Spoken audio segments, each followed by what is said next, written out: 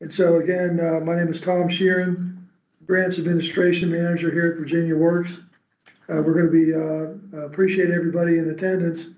I've got a couple of folks, staff here that'll be assisting, Gladys Nieves and Constance Green. And I think with that, we can go forward. Again, the purpose of today's presentation is to deal with providing a little bit of project guidance in terms of what are the elements of the program, the funding involved, participation requirements, and also about reimbursements, probably one of the more important parts of it. Next slide, please. One more, there we go. Importantly, this grant is a brand new initiative. It's designed to support 14 employers across the Commonwealth that are searching for experienced talent in advisory mentorship roles to support the organization. Specifically, this program will support organizations to hire and retain seasoned professionals who are either possibly re-entering the workforce after a career break or otherwise looking for an organization that can utilize their mentoring skills. Next slide, please. Of course, the applications are out on the Virginia Works website right now. And the applicants are really required to identify different gaps or deficiencies in your current training efforts or your skill set that's currently on board to basically how mentors will be used to help your organization move forward.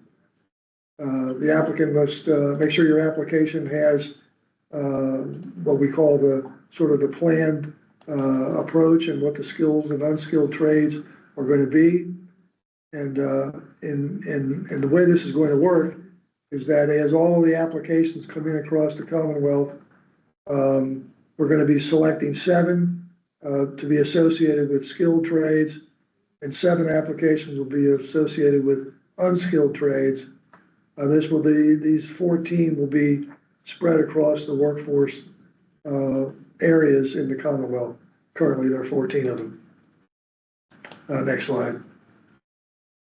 And then, as you can see from the slide, the maximum request per application per employer would be up to $30,000.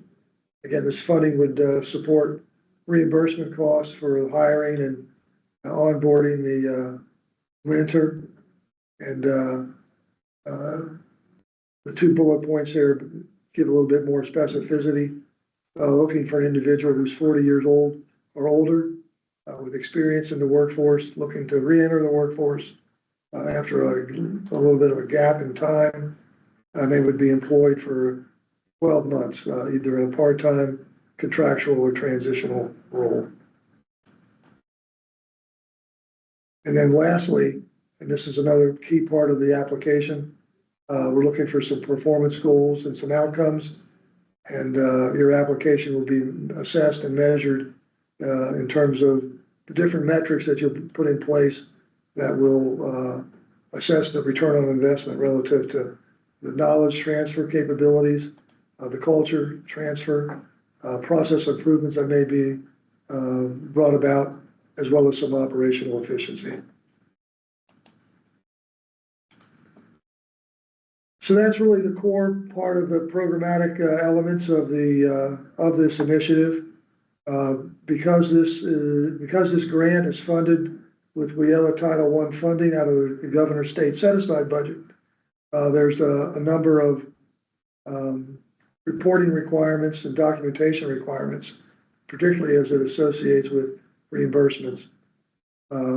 Once an applicant is selected to participate, they'll be required to complete what we call an employer sponsor vendor agreement, which is really a simplified contract.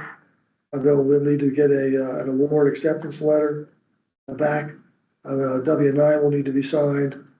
an authorized signatory form will need to be signed, because whenever a reimbursement comes in, you need to make sure that it's coming from someone who's authorized on behalf of the firm. Also make sure that each one of the applicants has a UEI number that is achieved by going to sam.gov. And then when it comes to the cost for reimbursement, key dates to remember. We have a period of performance. It starts November 1 through October 31. For reimbursement purposes, costs need to be incurred during that time.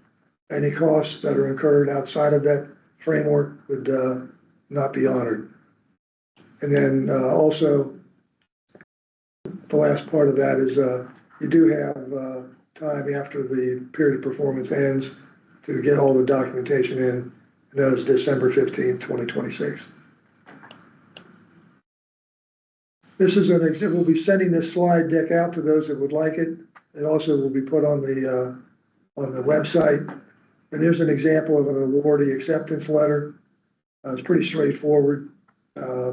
Just look at it basically solidifies the partnership to expand employer sponsors apprenticeships. That's really the key. Most important on that slide is the grant applications at virginiaworks.gov email address. That email address is monitored daily. Any questions or concerns and documents can be provided to that mailbox, and we'll be examining it every day. And if there's a response needed, you'll be getting that quickly as well. Next slide. Here's again an example of the W-9 form that needs to be filled out. Next slide. Here's an example of the authorized signatory form. Very straightforward, just provides the documentation to ensure the reimbursement aspects of the initiative are complied with. And here's the FFATA form, stands for Federal Funding Accountability and Transparency Act. This is the document by which UEI numbers are initiated through sam.gov. And then lastly, there's a primary document, a request for reimbursement form, an RFR. You will be provided a copy of this document with some of the specific coding that will be applicable to your entity. The next slide shows an example of what it looks like. Gladys, would you mind going through the form? So this is a template. It's going to look a little different for this grant once you receive it. For the grant recipient, you write your business name, the grant type, grant number, and federal ID number will be filled out beforehand. If this is the first request and you're going to do them in increments, make sure you do request number 1, and then for the second, third, and fourth, however long it takes you to get to the 30,000 within that period of performance. You would be entering your total expenses paid to date, so what you're requesting to get reimbursed. The statement here would be that you're certifying that this is all true to your knowledge, and you have the source documentation, whether it's however you're keeping time for the returnship applicant. You're authorized, the person who's authorized to sign for the reimbursement, the information there, and make sure to fill out the make payment too, so that we know where we're sending the payment for. Some of these other columns will be blocked. You don't have to worry about them. But if you have any questions, or you need some more assistance with this request for reimbursement, just reach out to us and we'll work with you. Thank you, Gladys. So that was a fairly quick overview of this initiative. It's not particularly complicated, but anyway, I'm sure there's questions out in the audience, and we'll be happy to answer those questions. And we've got one here. So the question from Chris was, and you asked this earlier in a different grants meeting, that there's based on the government shutdown, what to do to acquire the UEI number until it opens back up. Yeah, we're believing, and as far as I can tell you right now, I don't believe there's any disqualification by not having a UEI number upon submission of your application. The UEI number is all tied towards reimbursements. I can't imagine that a reimbursement is going to take place within the first 10 days of putting in the application. Of course, the applications as they come in, they're going to be reviewed by an evaluation panel to assess the quality of the application. Being optimistic, I don't believe the government shutdown is going to go on for all that long of a time. But the bottom line is, absent a UEI number, you'll not be able to submit a request for reimbursement. So on the front end, I don't see it as a deal breaker. And I guess I'm optimistic that at X number of days down the road, the sam.gov site will be up and functional, and you'll be able to get a UEI number. So unless something very dramatic happens, I don't anticipate that's an issue. So I think the best guess is put in your application and we'll review it, and at least you'll get that step done. There's another question about, is it 30,000 per hire or in total? Total. So the 30,000 is the total for the grant. Nathaniel wrote, what is the definition of a transitional role? Our public school division can have previous administrators, teachers, or employees employed in a professional temporary status that is not considered full-time or part-time, so it is not BRS eligible. Would that be considered a transitional role? I don't have a definition off the top of my head. I would suspect that as you put together the application, provide sufficient detail that warrants why you're believing the application should consider this a transitional role, and then provide the supplementary information so that it becomes a quality application. And we'll be looking for those who are re-entering the workforce after a 2-year or longer gap, just, to help clarify that a little bit. Angela is asking, is there any specific job role for this?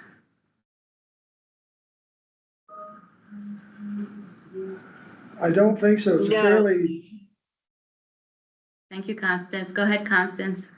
Sorry, I think Tom and I were going the same place. It is, it's open-ended intentionally. This is, we're looking at what are the needs and how you identify the needs and support the justification with your project proposal.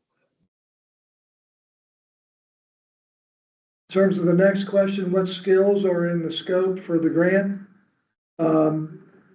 I think the main thing that I would, if I was going to be putting in an application, clearly being able to measure the return on the investment of the knowledge transfer, the aspects of the transition and how the mentoring works, process improvements that are able to be incorporated through the mentor, and other kinds of operational efficiencies from the beginning to the interim to the end, and whether or not the mentor is able to demonstrate and have those outcomes materialize in the best way that then gets explained, described, and incorporated into the application is what I would be thinking about. I'm not sure I don't think any age restriction. 40 years and older. For the, 40 years and older, yes. Yeah, I stand corrected. Thank you for that clarification, ladies. Thank you. And do you require a separate application for each hire? Well, there's one application that would be submitted per employer. In that application, as you're describing how you're going to roll it out, if you have more than one hire, it would be incumbent upon the individual filling out the application to clarify what that means and how it's going to work for that company. Next question. Do we have to already have hires lined up, or can we apply for the grant with the idea and we would only submit for reimbursement if we end up hiring someone. Is it 30,000 per hire or total? Again, the award is up to $30,000 per applicant. Hopefully that answers your question. Next question. What if an employee has been working in a post-retirement temporary role for the past 2 years for the organization, but would be working in a more defined role under the grant? Would that still be considered in the workforce for the last 2 years, or meet the 2-year separation from the workforce? I believe that the 2-year separation is intentional in the wording so that it is for folks, it's called returnship for those who are returning to employment. I feel like they should have had actual full separation and not be working just part-time, but we certainly can check on that with the folks above us and get back with you. I think that answer applies to the next question as well. So what is the gap in employment that qualifies for the grant? Next question, what is the application deadline? October 22nd, 5 p.m.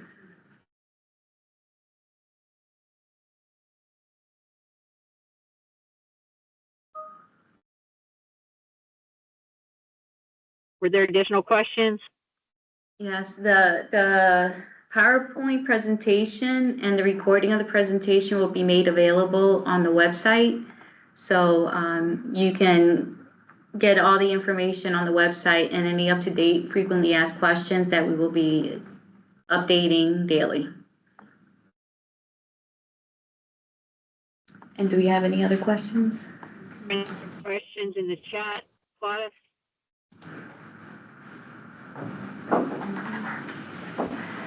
Okay, so Constance and Tom, our company hired a retired veteran June 2nd in an operational role supporting volunteers who serve with the Virginia Committee for Employer Support of the Guard and Reserve. He is 56 years young. I would like to explore whether or not he and our company fit the Virginia Works Returnship Program. Can someone please advise me whether or not to proceed and how I should go about determining eligibility? Well, there's a lot of questions in that question. You've already hired the individual. Did the individual have a substantial gap between their status prior to you hiring them? So it appears that the person was hired June 2nd, and that's before the period of performance for this grant. So you might be able to find a different opportunity for this grant with someone else for this. And the requirements state that the individual being hired as a mentor must be re-entering the workforce after a 2-year or longer gap. Hopefully that would help answer that question. The next question is it a requirement that grant activities and information regarding the mentor participant be entered into the Virginia Workforce Connection? And the answer is that these will be reportable individuals, so that reportable individual information is required. But that the employer will not be entering the, sorry, Gladys, the employer will not be entering that data into the system. That will be, the information will be on the individual, will be given to Virginia Works, and Virginia Works will enter it into our system of record. The next question is, do the individuals being hired as mentors need to be co-enrolled with the WIOA Title I program? And the answer to that is no. We will collect reportable individual level information, and Virginia Works will enter it into the system of record. Thank you. That was all the other questions that were submitted prior to this call.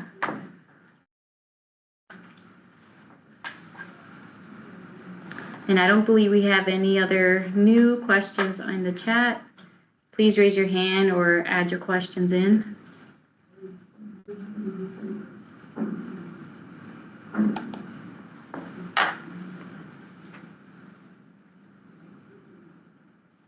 There is one observation I would make to the audience as you go on the website and look at the application itself, and that has to do with letters of support. Again, as you probably have guessed, this is a Commonwealth-wide initiative. There are 14 workforce areas. Each workforce area has a workforce board. The idea is that, as we mentioned earlier, 7 unskilled and 7 skilled trade areas are idealized in terms of what we're trying to get from the applications. And so having a letter of support from the local workforce board relative to your application would be a very valuable thing to have. And so I highly recommend that you take steps and energy to work with the workforce board to support your application. The next question is, can you mention all the steps for the grant? First, we need to send a proposal. After that, we will get to hire people. Question. I'm sorry, could you repeat that question? So can you mention all the steps for the grant? So I think you go online to the website, download the request for applications, and then there's narrative parts where you would fill in the description for your application. From there, you submit it before October 22nd, 5 p.m. Once you submit that beforehand, it will be collected and reviewed by a panel. Once the panel reviews, it would be sent to the Secretary of Labor for vetting, and then it will be awarded. Once it's awarded, you will know more details and you will get all the paperwork that you need to be able to complete your award successfully and document the information that you need to document. I hope that answers the question, Angela, but if you have any other questions as you're doing the applications or anyone else on the call, just let us know. We're here. Do the employers need to be in the eligible training provider list? No, ETP. they do not. That eligible training provider list is for training providers specifically to receive WIOA Title I individual training account contracts. That's a separate purpose. Yeah, so there's no co-enrollment required for the for this grant. Just so you know. Okay, thank you. You know, I would say the following in relative to the step-by-step question that came in a minute ago. You know, clearly the applications are going to be going to a separate review panel to assess the quality of them. You have to really take some time and make sure you answer every part of the application. Make sure that if there's a signature page, that it's completely filled out. Look at the table of contents and go through all the definitions, go through read what the purpose is, look at the background statement. You just need to take some time and read it and be careful and try to put together a quality application. Again, it's going to be reviewed by an independent panel. We don't know exactly how many applications are going to come in, but probably a lot. You know, $30,000 is a pretty healthy award, and I think everybody on this call should just realize that if you take the time and the energy to create a quality proposal, that's the steps you need to follow. There's another question. Only one application will be awarded, or there are multiple? So there's two. There's 14 awards that will be made, $30,000 each. I guess an employer could put in 10 applications if they wanted. They Each can one put will in be- an application for a skilled or a non-skilled opportunity and see if they get awarded one or the other for that Right. area. Right, So if you have businesses across Virginia in different local areas, you can put multiple applications in. But if you're one part of Virginia, you should work well with that local workforce board, and you can probably submit 2 applications if you have the time. This can be for any gap in employment, including the reentry community. Constance? I think yes. Yes, as long as they meet the criteria of being 40 plus years old and a 2-year separation in employment. We encourage folks to provide diverse applications.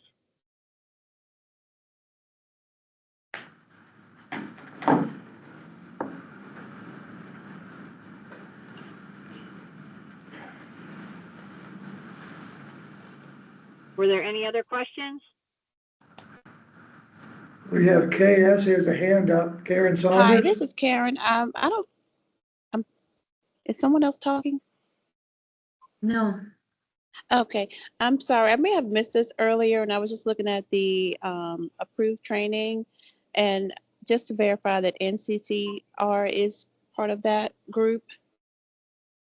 So this is a different grant opportunity. This is for a returnship opportunity for those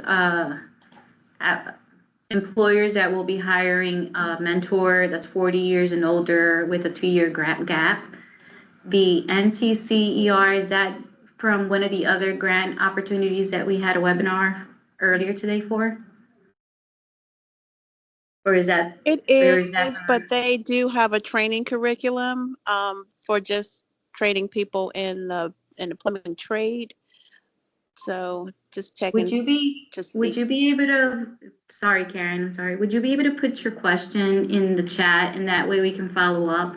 We don't want to mix the different grant opportunities, and we're working on the returnship now. Thank you. Just put it in this chat, and we'll definitely reach back out.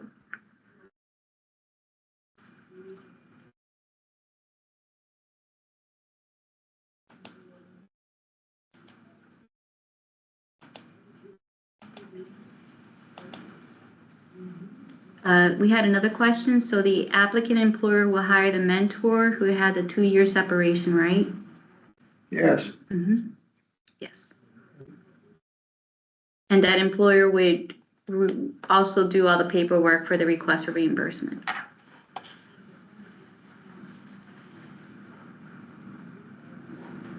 Yes, the employer has to be the one applying and receiving the funding and overseeing and employing the individual in question, or individuals if they do that.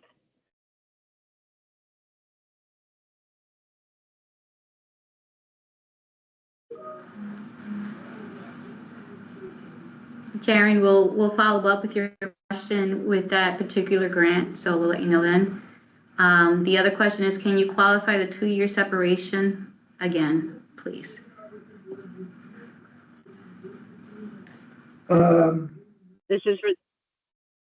This is for returnship. What do you consider 2-year separation? I think you mentioned that earlier, Constance. Yeah. So, generally speaking, it's at least 2 years of unemployment and returning to employment, but we will check and make sure that that is accurate, and at part-time work, whether or not part-time employment would be considered separation. I don't believe it is, but we will certainly go back and ask.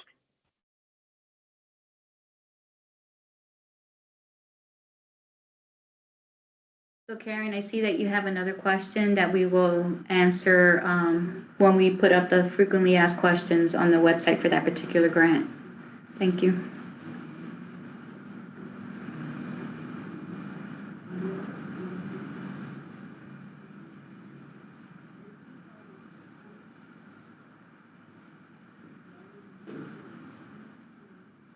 Any other questions for returnship? One other point of clarity, because it was asked, a general question that was asked in writing prior to all three of these sessions was that essentially, can a third party apply on behalf of the employer? And the response is no, the employer has to be the applicant themselves for both of these opportunities. And then for the CTE opportunity, the applicant has to be the school. Thank you. Thank you. We will be here. You can always reach out to any one of us in the grants application at virginiaworks.gov. If you have any questions or want to connect with someone to have a conversation, just let us know. But all the information for the application, the request for applications is on site. Just review it and then, take it apart to make sure you address each of the questions and you provide the details. And any other attachments that's needed for it. But I believe that's it.